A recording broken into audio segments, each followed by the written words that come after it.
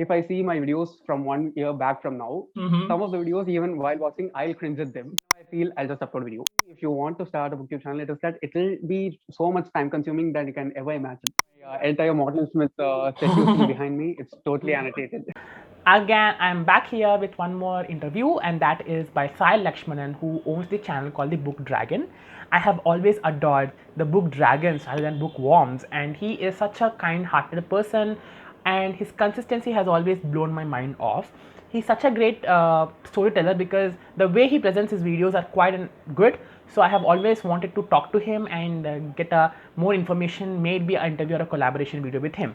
So this video is all gonna be divided into the same rounds. As you have already watched the video which I have interviewed the melodramatic bookworm, that is Sonali, which I'll be tagging down in the description or here. You can also check this video in the same manner. I have added all the questions which I have asked in the timestamps below. So you can quickly jump off to the exact video question which you wanted as an answer from him. And without further delay, let's dive into the session. Officially saying a big hearty thank you for being here. And yeah, so I will be just going with a very unconventional manner, basically, because you see, as being a medico, I love to write long answers. So I always give the subheadings and rounds. So I'll be going with this interview session in 3 rounds, basically. And Okay. so before you see diving deep into anything of else, I would love to ask you a very unconventional question so that you see the friction between both of us would decrease. Do you annotate your books or dog ear your pages? I don't dog ear my pages at all, but I always annotate if I like it. Actually, my entire model Smith set you see behind me, it's totally annotated. Oh Do you want to see wow! it? Yeah, please, if at all we would love to share it, Just a please, second. please. Just a second. We would really love to.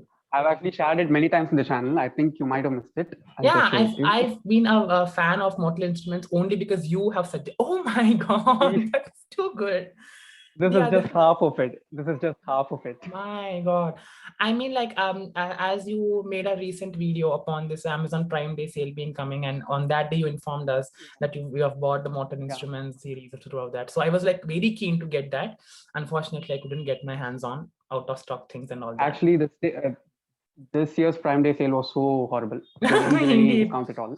Yeah, actually, indeed. I felt bad for making that video first of all. So I'm coming up with something in order to compensate for that. It's coming up in a week or two mostly. It's already short. I just have to edit and upload. Wow. So yeah, I don't know. Your answer has almost paved a path to my next question. I'll go to that later on. Okay. So the second unconventional question is, how often do you go to bookstores, or how often do you buy books online?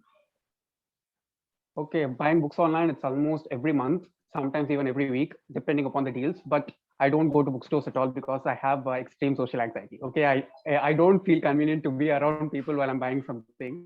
Oh, wow. It's always online, and I go to book sales and book fairs and stuff like that, but not to bookstores. It doesn't feel comfortable for me. If I go, I'll just browse through the shelves and return back. I'll not buy anything. First of all, the books cost a lot more on the bookstores rather than online, so that's one of the main criteria. So the first round was gonna be something very conventional, just asking about your reading habits, interests, reading, and just reading and everything. So the first one question which I would love to go with is, how did you enter into the world of reading? As simple as that. Okay, while I was in 3rd standard, my mom used to take me to the library often. And whenever she went, I'll go along with her, and she used to borrow 3 books whenever she goes, and she'd let me borrow one from those 3, and from then on it just picked up. And while I was very young, not even 3rd standard, even younger than that, we had this cousin who used to buy children's magazines like Magic Pot and Tinkle, and once he's done with them, he'll just pass it on to us, and I and my brother, we just used to sit down and work it out together always. Okay, it was like our bro time together. Other than playing and stuff, so it was fun, and from then on it just picked up. We just liked it, and it's just going on like that. That was sweet. I mean, like Twinkle and Little Pot, these were the things which I guess are something called the nostalgia, at least for me at this age. But I'm glad that these were the ones which introduced you to the world of reading. That was really great.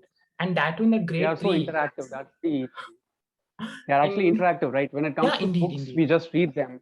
But when it comes to magazines, we just interact with the content. That is, we put our input also in this. So true, so true. So it's always present. I've always been a fan of those little things. Oh my god.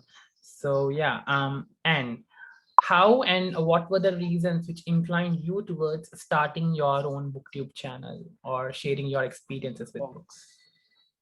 okay. First of all, I did not have a complete idea that I should start a booktube channel or anything. You can just go back to my channel and check. I was not even that much regular until June of 2020. Only from June 2020, I got a bit more serious and started producing more consistent content. Until then, it was like whenever I feel, I'll just upload video for the first 6 or 7 months. And after that, I just got into it because of the pandemic as well. I did not have to commute to work, first of all. So I got that 4 hour time frame, which I used to travel to and fro. So that time I could use for something else, right? So I went forward with this, and because of that, I have like over 2,000 people who also read along Exactly. with me. So That that's a is the great. thing I wanted to put down. I really congratulate a hearty congratulations to you, see, for having 2,000 reading buddies along with you, who always ardently follow you the way you read and many more. A real congratulations to you Yeah, for that milestone. Wow. What were the struggles which come up yeah. along with that? Would you be sharing that? It's actually internal struggles rather than anything relating to other people, because while we produce videos on booktube, the niche is so small, right? So not many people will watch it, first Of of all. course, we're And very sure there of are that. developed channels who are huge already in the country and internationally as well. And most of the books that I read are international books, and most Indian booktube watchers are not that much inclined to watching videos on foreign books, right? It's Indeed, very I get usual it. that we can't go anything against it. Only people who are aligned with our taste will come and interact with our content.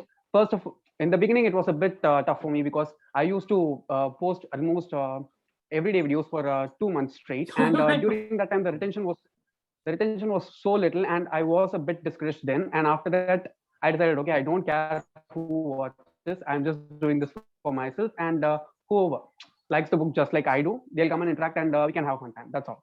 Oh, And from then on, it's just going in a really smooth way, and I'm not at all tense. I'm not getting anxious. It's just been a fun ride. wow, that's indeed great to know. You see, you consider booktubing as a fun. It almost takes a toll over many of people around. But I'm glad. Then I also wanted to really know, because you were the very rare booktube channel content creator, to be honest, who was very consistent with the posting of the videos. I hardly remember any time which I probably would have missed your video. They just drop in at the right time at almost 6 o'clock in the evening. How do you manage that type of consistency? Okay, I can say that it's mainly due to my OCD and my anxiety again, because anytime I want to do something, I want to do it in a really regular basis. Otherwise, I'll not do it at all. And if I don't do it in the perfect time, my head will explode. Okay, so it's not the healthiest way to do anything, but that's helped me a lot throughout all the years, not just in booktube, even in my personal life. Always, I just like sticking to a, how to say, well equipped schedule, and just organizing things together and going with that. Sometimes it doesn't go well according to the schedule as well, but we just have to cram it. That's it. Yeah, indeed. Wow. I really love your consistency indeed. Oh my God. I really am amazed, because almost 3 to 2 videos per week, and that too being consistent for more than feeling ever, is something which is beyond the wildest dreams of mine. Oh my God, that's really good. I really need to congratulate you for that. So I also Thank wanted you. to know, you see, we've been knowing the book dragon for a long time now. What do you say about Sai Lakshmanan as such? What do you want to share about him? As a book lover or as a person? Both as a book lover and as a book lover, we have seen you in person on your channel. Any other Okay, trivia? in person, I can say that I've learned to get more constructive criticism really well, instead of just how to say, shoving everything within myself. If Oh someone gives wow. some negative comment, I start not I don't think it in a negative way. I just go forward and look into the comment and see whether it aligns with anything that I've done wrong in the video or something which doesn't look good. Okay, sometimes I can even say that openly here. If I see my videos from 1 year back from now, some of the videos, even while watching, I'll cringe at them. Okay, I'll cringe at them, but I've Oh not my. deleted or made any video private at all, because I know, okay, sometime this channel is going to become huge and there are going to be many readers. And some Of person, okay, course, sometime, so not true. now, it might be after 10 years, after 20 years, someone might come into my channel, they might be inspired by me, and So they'd true. like to see how I've grown. They might be cringy in the beginning as well. So am Yeah. I. Okay, then if I grow into a really good person, they can also get that confidence, right? If this person can do it, even we can, right? And also another thing is that I look like a very average person, right? It doesn't. I don't have anything special to look at. People come here just for the books, not for me and how I look or anything like that. I just put on a t-shirt, sit down, switch on the lights, and talk about books. That's it. Oh my So God. So, should we say that you see this kind of maturity was somewhere because of you being a reader? Like, how did you evolve as a reader because of reading many books? booktube. No, no, not Okay. booktube, but just reading. You see, they By say just by people reading evolve. itself. Yeah. Did you Yeah, improve? yeah. What were the changes? I can easily say in the past 1 year itself, I've seen like a massive growth in myself because of reading and as well as booktube together. Because in this past year, I've read a lot more than I've read in any other year in my life. Okay, thanks to the pandemic in one positive way because it ended up making me read that much because it gave me that much time. And also, I can say that while we are reading books, we get to see different types of people. Okay, I'm not sure that we can how to say practically meet that many people in our real lives itself. Yeah. If I'm taking up a book, if I'm taking up a book, I can see people of different colors, different races, different languages, different ethnicities, and understand their mentalities. Okay. For example, if I'm traveling abroad sometime in the future, I'll know how to interact with those people instead of just being totally jumbled up in my mind, right? And also, while I'm seeing people like that, while I react in a very bad way to some person, Yeah. it creates that empathy to me, Of course. how that person would feel. Sometimes we would not know at all because there are some situations which we might not have experienced in life at all. And when we see that happening to a character and how they feel, that's the same Mm-hmm. amount of emotion that a person in real life is also going to feel, right? Of course, So undoubtedly. I've learned a lot more empathy, and I think empathy itself, while it's increased in a human being, it will automatically make them evolved in a really great level Multiple ways. compared Oh. to anything else. I Oh. can also definitely say readers will develop how to say scale of empathy compared to non-readers in many ways because we get to see the person completely when it comes to any character, right? Mm-hmm. So we'll be able to relate real life people with fictional characters, and we can try to understand them. Just like I said before, we can put ourselves in them in their In their shoes. shoes. Even we can't, we can try at least. Yeah, Yeah, I I can get say it. that it's even more useful for introverts like me because I don't like that much interacting continuously with people because there are multiple reasons. People are different, right? I am like this, and I don't feel comfortable speaking a lot of time with other people. For example, Oh. even if we had this interview face to face, it would have been a bit uncomfortable for me. But since it's just through the screen, I can just Oh. talk to you very easily right now, right? Oh. I can't talk it. I can talk on a stage in front of 500 people, but standing in between a group of 5 people and talking to them, that's difficult for me. It'll be difficult for many people like me as well. So those people, they will evolve just like me by Yeah. reading itself. And wow, I I'm so strongly believe that glad. because it has happened to me. Wow, get you see, learning so much of things just from reading. I'm really amazed. Like you've Yeah, completely evolved from a different person to a different person. Wow. we've So seen this quote, right? This quote always appears on the internet. A reader lives 1,000 lives. We just live one I life, but we live love a that thousand quote. lives The just quote by that is reading. what he lives 1,000 lives before. And do you Yeah. think that somewhere, as they say, you see, non-fiction is supposed to be improving, as they say, your life, or some people even demean fiction. So, what role does these two genres play in your reading journey? Okay, I'll just answer this question in 2 sentences. Okay, for me, fiction is for my soul, and non-fiction is Ah, for my brain because we can't always follow our heart when it comes to the real world, right? We need to put our brain into action because not everyone out there is a good person. Some people might even try to manipulate us. We need to be indeed. able to equipped enough to outwit them. We need to be able enough to outwit them and get our way through things without hurting anyone. So Oh, fiction does not always help in that sense, and non-fiction readers demeaning fiction readers is also something which is very stupid if you ask me because the people who read non-fiction books, they will enjoy movies, right? A yeah, book is indeed, just of like a script course. form of a movie.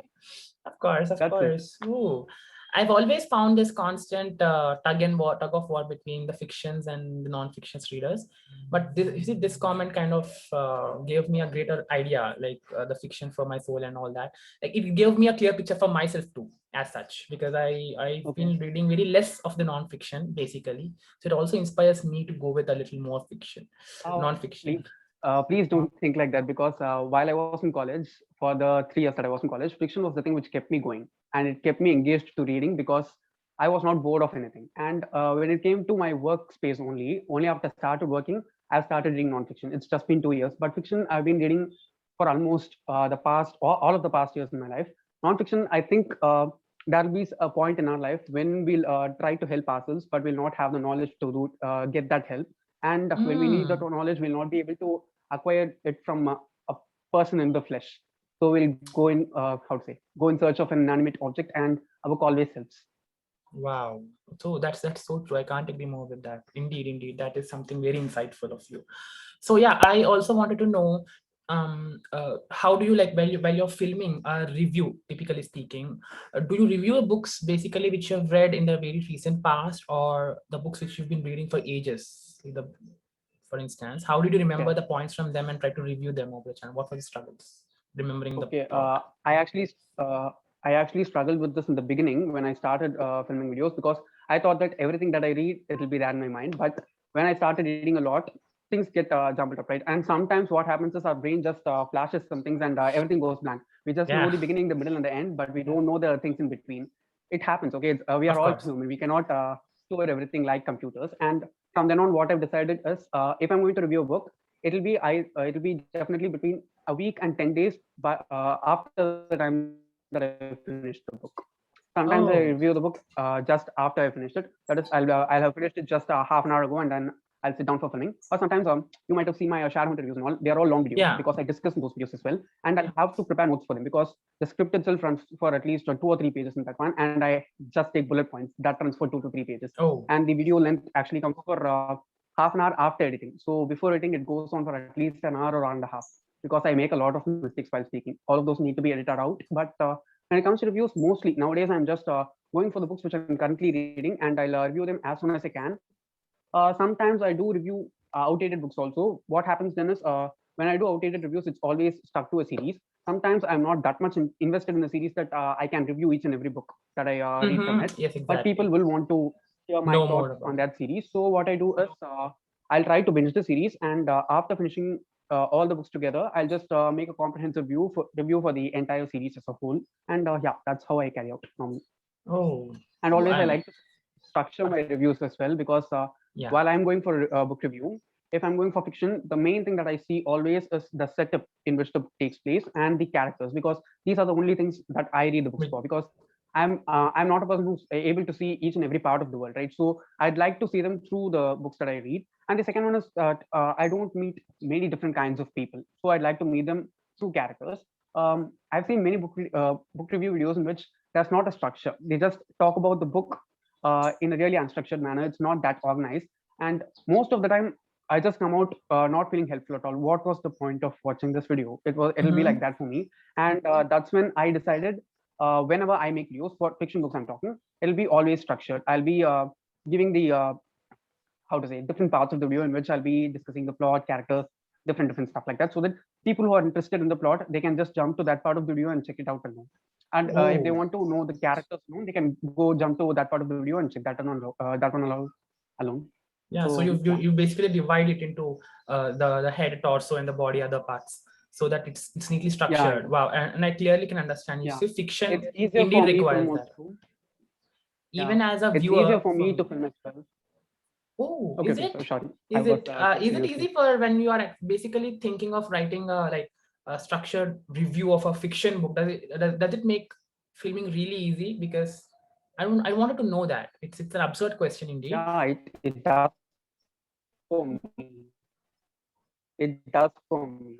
Wow, It wow. actually does for me, because while I sit down for filming, like chunks which I have to speak about, I just note them down, and sometimes I even highlight the points which I have to emphasize, so that I don't miss them out while I'm talking, and I don't ramble on unwanted stuff. Because sometimes even while sitting and editing the video, I'll think like, this is not even necessary for the video. If I feel like that, the person who's watching it on the other side of the screen, they're also Mhm. going to feel the same thing, Of right? course, of So I have to course. keep that in mind to some extent, So and true. I always structure it for that purpose, maybe. And as I just said that, you see, while you are doing a review which you have read in the very recent past, you've been basically doing it right from the half an hour after you've finished reading a book. So how do you push yourself into the mood of filming, right from the transition of reading to filming a video and discussing it when no one is actually present before you? You just need to be speaking to a camera, an inanimate object. How do you push Actually, yourself? some books have the tendency that we cannot, after finishing them, we'll not be able to do anything at all. We just have to keep keep it aside and make our feelings just settle so that we don't get so emotional while talking stuff and things like that. So most of the times I don't film it right away, but sometimes I do because I know that that emotional punch which I feel will be delivered as such in the video while I'm filming it. But Oh, most of the times it's wow. not like that. I'll give at least a night to settle because a sleep always settles things in the mind properly, so that Wow. we can look at it in a really objective way rather than just going on with the impulse that we felt while reading it for the first time. And So that's most of the books that I interesting. finish are also in the night time, so I can't Oh, sit down and film in the night. The lighting will be horrible. So it's oh, always better. I'll always prefer to give a night before filming any video. gap. So do you have this whole Yeah, a setup night of gap is always. filming your video in a special room as such? The whole bookshelf, the whole setup of your No, YouTube video? no, this is just a normal bedroom in which we all of us sleep. All four of us in our family, we sleep in this room only. And there's a cot just behind me, behind the camera. And this is the bookshelf. Oh, I have some lights placed on there, and there's a tube light there. That's it. oh. I mean, like Just very whenever we have, simple, very simple. I just set the frame. I wow, just set I the need to frame so really that it comment. looks a bit decent while people watch it. Because I've always felt that maybe this room is a kind of isolated part where only filming takes place. But as you said, it's a very larger and open room. I'm really amazed because see the setup, the way it's been presented, and there's a small screen which you are trying to put yourself into is kind of really neat, official types thing. I really love it. That's why I've loved to ask this question. So yeah, and Actually, in also the beginning, I did not have this much. I did not this much thought into stuff like this, but I got some sponsored videos in like February and March, and from then on, I was like a bit more into the stuff because there are many people watching there, and mhm. at least I owe it to them in order to make it look at least a bit more decent. Uh, in the past, if I didn't do, I did not have the knowledge at all. So it's okay then. I cannot think of that and continue doing the same mistake right now also, Of right? course, of So course. it just takes a bit of time. It takes like 20 to 30 minutes of preparation itself before sitting for me, but it's just worth it. So it's always better. So have you ever calculated basically how much time does it take you to film, edit, publish a video apart from reading? Yeah, it takes a lot. It takes a lot because scripting takes at least like 15 to 20 minutes, even if it's Mm-hmm. for a 10 or 20-minute review. And filming will easily take an hour. If it's a 10-minute video, it will take an hour easily. And if it's like my shadow hunter videos, they'll take like 2 or 3 hours just for filming itself.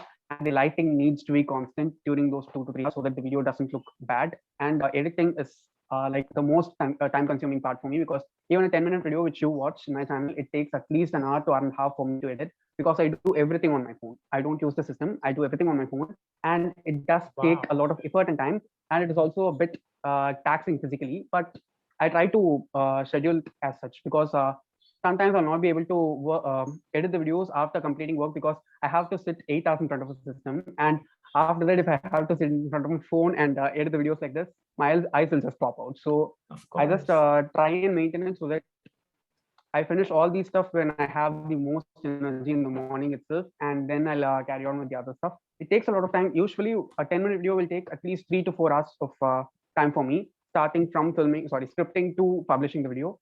So yeah, mostly So do it's you priorly script. plan There that are some thing? videos which don't even. Do you priorly plan Yeah, a mostly video I to do because publish? yeah. I always schedule the videos and keep them in hand. If you're going to watch video today, it will be scheduled yesterday itself for me.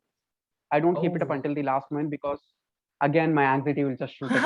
I'm doing this all for my good rather than anything else because I know because if I miss a minute, okay, instead of 6 o'clock, if my video gets published by 6:01, I'll go crazy. I know that, and just in order to avoid all those complications for myself, I just go forward and organize it because Oh. it's tough for me. So it's always better I if I need do to it like this. really congratulate you. I need to really appreciate you because despite of taking up having immense efforts, you've always been so consistent into giving us videos and actually publishing it basically 3 times a week, and now it's a 2 times Yeah. a week. It is not an easy task when No. people just watch it.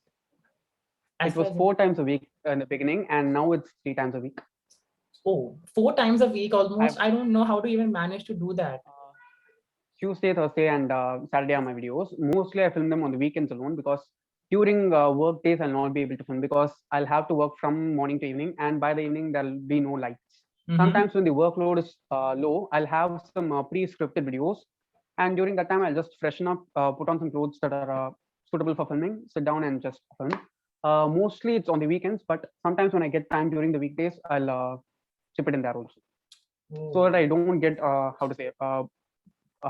don't get burnt up, because I remember while I was publishing one video every day for the 2 months straight in June and July of 2020. On the 1st of August 2020 or 31st July 2020, just a year back, I felt so burnt out, and that was the day I actually published a video on my channel saying that everything's okay, but I'm not going to publish daily videos from now on. It'll be cut down to 4. Okay, I cut down the videos to 4 from August 1st, 2020, and until like May or June, I don't remember properly, I was publishing 4 videos. Now even 4 seems like a bit too much for me, so I've cut it down to 3. I'm still working from home, but when I start going to office, even 3 will be a huge challenge. So let's just wait and see how it's going to go. Let us we are not aware. 3 videos itself is tough. Actually, before attending this meeting itself, I was filming a video, and yesterday I had to film 2 videos. There are things like that. Yesterday was a day off for me. I took a day off, so even during that time, resting is not that easily possible.